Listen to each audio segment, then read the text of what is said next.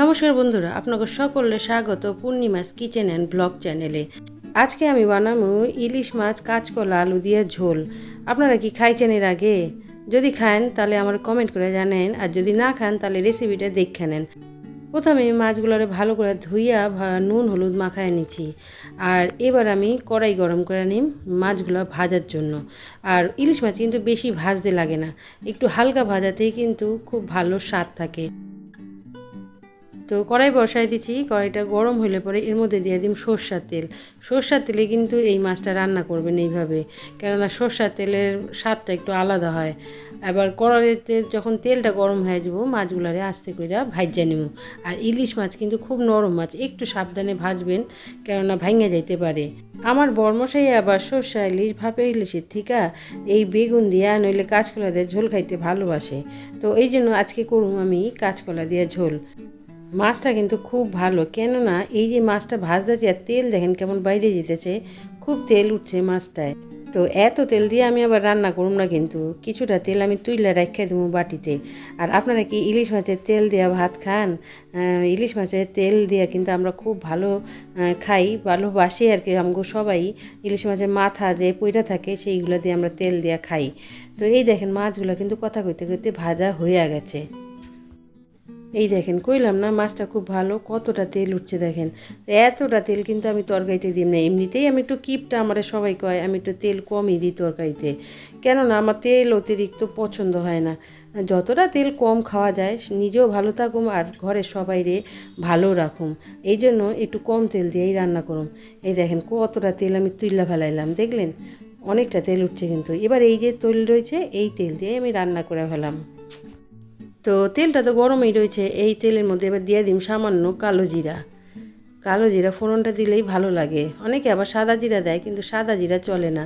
তারপর দিয়ে দেখলাম চেরা কটা কাঁচা লঙ্কা। তো কাঁচা লঙ্কাগুলো ফুটতেছে দেখেন। তো যাই হোক, এই কাঁচা লঙ্কা দিয়ে আর কালো জিরা দিয়ে একটু লঙ্কাটা ভাজা নিম, একটু দূরে থাইকা কিন্তু ভাজবেন, নইলে লঙ্কার দানাগুলো ছিটবো আপনাকে গায়ে। তো এবার দিয়ে দিলাম আলুগুলারে একটু লাল লাল করে ভাজা নিমু এই তেলের সঙ্গেই। এরপর দিয়ে দিব 1 চামচ লবণ। লবণটা আপনাকে স্বাদ মতনই দিবেন, পরে একটু চাইখা দেখেন কম বা বেশি যদি লাগে তাহলে দিয়েন। এরপর এর মধ্যে দিব 1 চামচ হলুদ গুঁড়া। তো আমার বাবা কিন্তু সবসময় কইতো আগে নিজের জিভটার স্বাদ যদি ভালো লাগে তাহলে কিন্তু অন্যরে সেই তরকারি দেওয়ান যায়।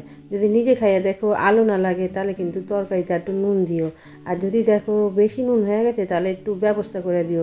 2-4টা আলু যদি ভাঙা গুঁড়ায় দেন তাহলে কিন্তু নুনের যে মাত্রাটা তরকারিতে বেশি হয়ে গেলে সেটা কিন্তু ব্যালেন্স হয়ে যায়। এটা কিন্তু আমার বাবাই কইতো। এই জন্য আমি তরকারি যখনই করি একটু সামান্য ঝোল চাইখা দেখি যে নুনটা ঠিক আছে কি না। এখন দেখেন আলুর রঙটা অনেকটা বদলায় গেছে কিন্তু। তো এরপর এর মধ্যে দিয়ে দিলাম কাটতে রাখছিলাম যে 4 টুকরা করে কাঁচকলা, সেইটা। তো কাঁচকলাটা দিয়ে এবার ভালো করে কিন্তু আবার নাড়াচাড়া নিতে লাগবো এই আলুর সঙ্গেই। এরপর একে একে দিয়ে দিই মশলাগুলো। প্রথমে দিব আমি 1 চামচ ধনিয়া গুঁড়া, তারপরে দিব 1 চামচ জিরা গুঁড়া, এরপর দেবো সামান্য একটু লঙ্কা গুঁড়া। লঙ্কা গুঁড়াটা না দিলেও চলে, কিন্তু এই যে তরকারির যে রঙটা এটা লঙ্কা গুঁড়া দিলে একটু ভালো হয়। কেন এমনিতেই তো কাঁচা লঙ্কা প্রথমে ফোড়ন দিয়েছি, তাহলে তরকারিটা একটু ঝাল হওয়ারই কথা। আর তারপরে আবার যদি বেশি করে লঙ্কা দেন তাহলে তরকারি অনেক ঝাল হয়ে যাব। এই জন্য রঙের জন্য শুধু দিলাম লঙ্কা গুঁড়াটা। এরপর এই মশলা যখন বেশ ভালো গন্ধ হইব, ভাজা ভাজা করে কষা হয়ে যাব, তখন কিন্তু দিয়ে দেবো জল। আর জলের পরিমাণটা কিন্তু আপনারা বুঝে দেবেন, আপনার ঝোল কতটা লাগবে সেই বুঝা। আমগো হইতে তো একটু লোক সংখ্যা বেশি সবসময়ই কই, তাই জন্য আমগো একটু ঝোলই দিতে লাগে। আর আমগো ঝোল খাইতে একটু ভালোবাসে সবাই। এরপর আমি 10 মিনিটের জন্য কাঁচকলাটা আলুটা সিদ্ধ হয়ে যেন তাড়াতাড়ি ঢাইকা রাইখা দিব কড়াইটা। 10 মিনিট পরে আমি খুললাম ঢাকনাটা এবং খুন্তি দিয়ে দেখুন যে আলুটা সিদ্ধ হয়েছে কিনা। আর যদি সিদ্ধ হয়ে যায় তাহলে কিন্তু তরকারি আমার হয়ে আইছে। এরপর ইলিশ মাছগুলো যে ভাজা রাখছিলাম ওগুলো এবার ঝোলে দিয়ে দিব।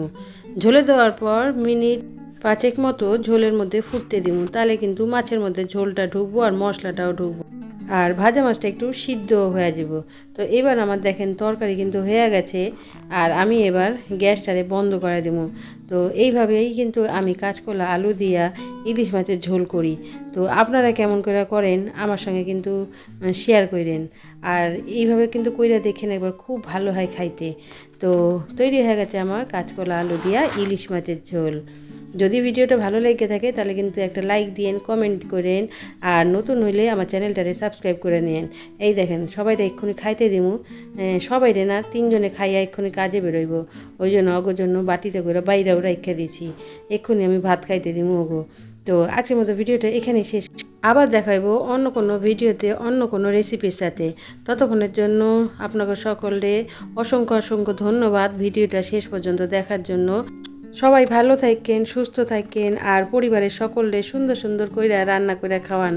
আর খাওয়ার মধ্যেই তো সব কিছু, তাই না? তাহলে আজকের মতো আসি, টাটা।